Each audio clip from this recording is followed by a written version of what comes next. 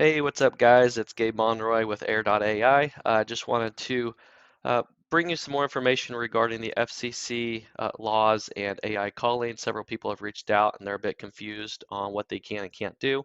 So hopefully I can bring you some clarity. I posted another video on exactly what the law states and kind of the reason for it. Basically, the general reason for that law was to prevent scammers.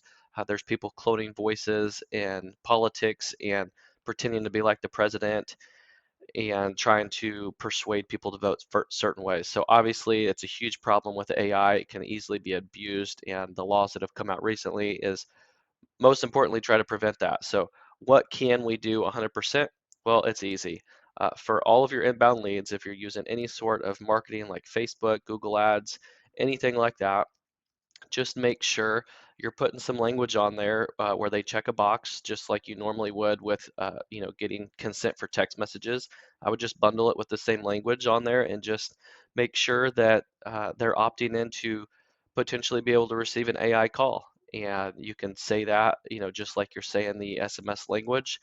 um, it doesn't need to be you know super technical or anything like that. Just put some language in there that is their check a box, they agree, and that you know an AI call, if your company were to reach out to them, could be a potential possibility, and that they won't be bothered by that. So make sure you're doing that, even if you're not using AI calling or chatbots or texting or anything like that. I would highly suggest changing all your forms to have that language because likely chances are you're going to be moving that way in the future, and you just want to be prepared so that your leads have already opted in for that in case you decide to use the technology. So opt-ins, as long as they're opted in, you're 100% good. Inbound calls, 100% good. So it's considered already consent if somebody calls a phone line and they're automatically transferred to your AI, or if maybe your sales calls, you have forwarding to the AI and they call for either customer service or even sales to book appointments. Um, awesome use case to be able to use AI. If you're a busy team and you cannot get to all your calls, absolutely, let's get this implemented for you. It's helping tons of service companies to be able to answer and book appointments. And very good use case scenario where you don't have to get any sort of permission. If they're inbound calls, you're good to go. Let's see, where you should be careful not to use it is cold calling, outbound calls, when you don't have any consent whatsoever to call this person. That's where they are bundling AI calling with robocalling, and they're wanting to make sure you get consent before you call these people so that we don't use it uh, as a spamming device. Now, with real estate, that's my niche. We all know there's a gray area with that because all these laws are formulated around telemarketing, which there's a gray area by saying, hey, we're not in real estate if we're offering cash for a property. That is if you're on the investor side. If you're on the real estate side, being an agent and you're trying to offer your services to gain a commission, that would still uh, be in the use case where you would not want to use this for cold calling. But on the investment side where you're offering cash, don't take this as legal advice because it's still a gray area, but I've spoke with many other attorneys that do agree that when you're offering cash to someone, you're not technically soliciting them for marketing your services because we're not asking them to pay us money. We're actually asking to pay them money. So it's a little bit different. It's a gray area. The real estate investors over the past many years have operated on this philosophy, and I've not seen anybody get sued hugely, but just take that with your own concern and do that.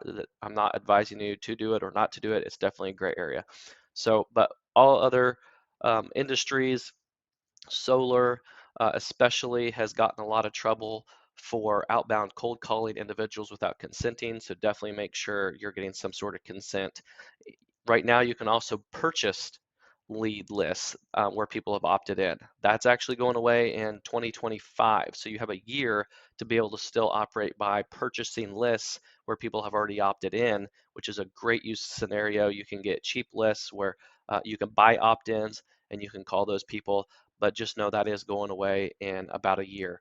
So that's why it's important to start building your own opt-in list now.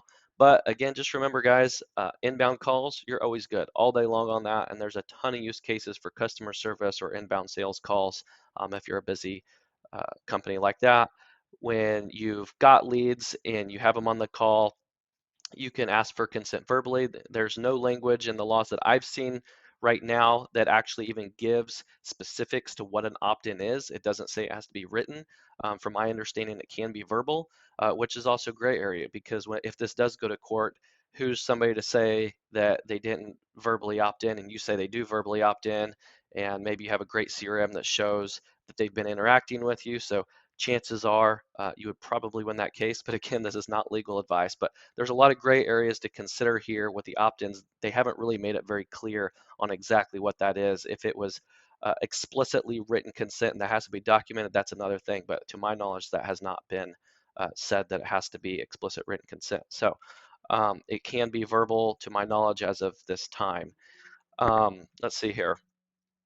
That pretty much sums up everything I wanted to clarify for now. I'll keep you guys posted and updated if anything changes, but there's still a ton of use cases here. I don't want anybody to let their fire go out. I'd be happy to talk more with you guys. If you need any of these things implemented, I've built out awesome ways to implement it into GHL and to other platforms. So please just reach out to me if you have any other questions. I always put some sort of link down in the description, whether it's my demo link or anything like that. It always has my calendar attached. So just put in there, there's a description when you fill out, making the meeting why you're calling. So even if it's not a demo, I'm perfectly happy to talk with you guys and help you get this stuff implemented.